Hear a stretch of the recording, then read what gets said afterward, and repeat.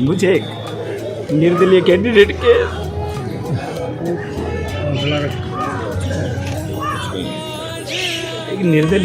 के रूप में आज अपना नामांकन भरना पड़ रहा है।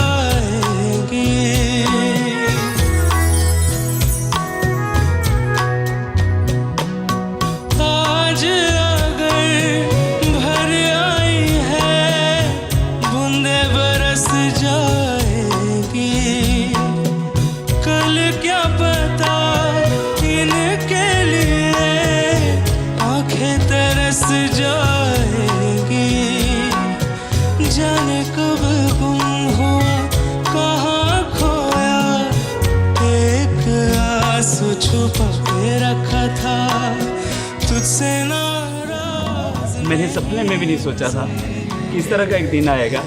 मैंने हमेशा यही सोचा कि जब भी मैं उम्मीदवार बनूंगा या प्रत्याशी बनूंगा तो भारतीय जनता पार्टी का बनूंगा, परंतु मैं साथ में ही भारतीय जनता पार्टी के उन नेताओं को भी ये कहना चाहता हूँ कि आप लोगों के गलत निर्णयों की वजह से आज सिर्फ इस कंस्टिट्यूंसी में नहीं, अनेकों कंस्टिट्यूंसियों में कैंडिडेटों को इस तरह से विद्रोह करना पड़ रहा है। आखिर क्यों?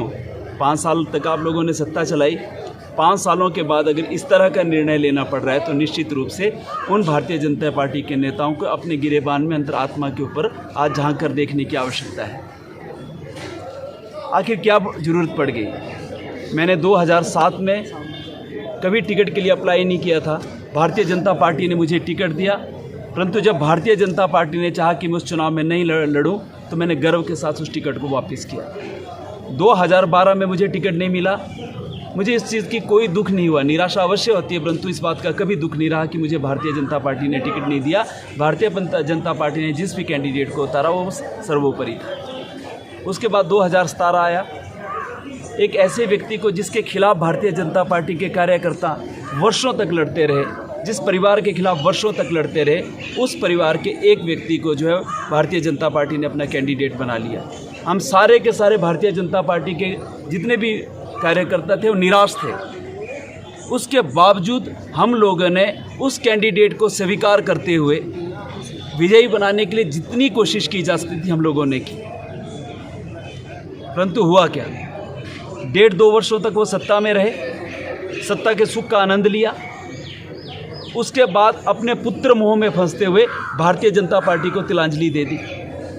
लगातार 3.5 वर्षों तक वो लगातार गालियां देते रहे, इस देश के प्रधानमंत्री का मुखौल उड़ाते रहे, मुख्यमंत्री को अपमानजनक शब्दों से लांछित करते रहे, भारतीय जनता पार्टी के कार्यकर्ताओं को प्रताड़ित करते रहे। और इससे बड़ा दुर्भाग्य क्या हो सकता था कि कुछ चंद नेताओं ने उसी व्यक्ति को फिर से भारतीय जनता पार्टी का टिकट दे दिया। मैंने आदरणीय जेपी नड्डा जी को एक चिट्ठी लिखी, उसमें मैंने ये कहा कि भारतीय जनता पार्टी का कार्यकर्ता कहीं ना कहीं निराश है और ये चर्चा चली हुई है कि आपसे फिर उसी परिवार में से किसी एक व्यक्ति को टिकट देना चाहते हैं। मैंने कहा कि कार्यकर्ता निराश है, किसी भी व्यक्ति को टिकट दीजिए। मैंने कभी नहीं कहा कि मुझे टिकट दीजिए, किसी भी व्यक्ति को टिकट दे दीजिए। भारतीय जनता पार्टी ने ऐसे बहुतों नेता पैदा किए हैं, उनमें से किसी भी एक व्यक्ति को खड़ा कर देते हो तो निश्चित रूप से विजय हासिल करता। परंतु हुआ क्या? आप फिर से वही काम करना शुरू कर दिए। आज मैं चुनाव इसलिए नहीं लड़ रहा हूं कि मेरे मन में चुनाव लड़ने की बहुत प्रबल इच्छा है। आज मैं मंडी के भारतीय जनता पार्टी के उस कार्यकर्ता की पीड़ा को यहां व्यक्त करने आया जिसके पीठ के ऊपर भारतीय जनता पार्टी के कुछ चंद नेताओं ने छुरा घोंपा हुआ है। आपने उसी परिवार को टिकट दे दिया। आदरणीय प्रधानमंत्री जी लाल किले की प्राचीर से कहते हैं कि मैं परिवारवाद और भ्रष्टाचार के बिल्कुल खिलाफ हूं।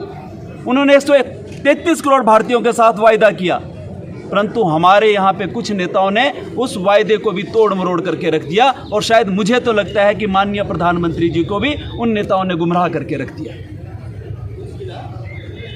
आज फिर से उस व्यक्ति को टिकट दे दिया और सबसे बड़ी बात तो कहता हूं मैं ये कह रहा हूं, आज उस व्यक्ति के पास टिकट है परंतु भारतीय जनता पार्टी का कार्यकर्ता नहीं है, भारतीय जनता पार्टी का विचार नहीं है।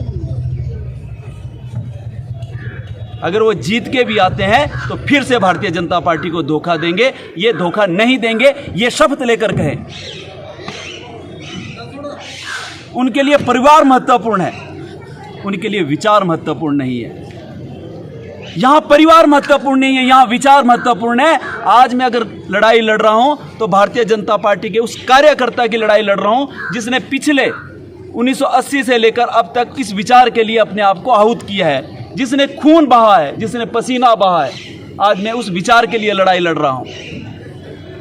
इंडिपेंडेंट के लिए मुझे सच में दुख हुआ है।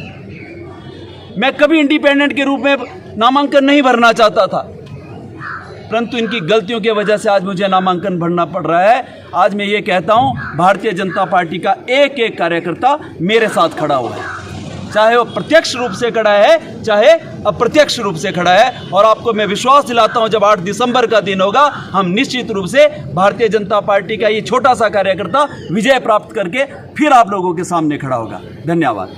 फेसबुक पर पोल स्टार हिमाचल का पेज लाइक करें और यूट्यूब पर हमारा चैनल सब्सक्राइब करना ना भूलें।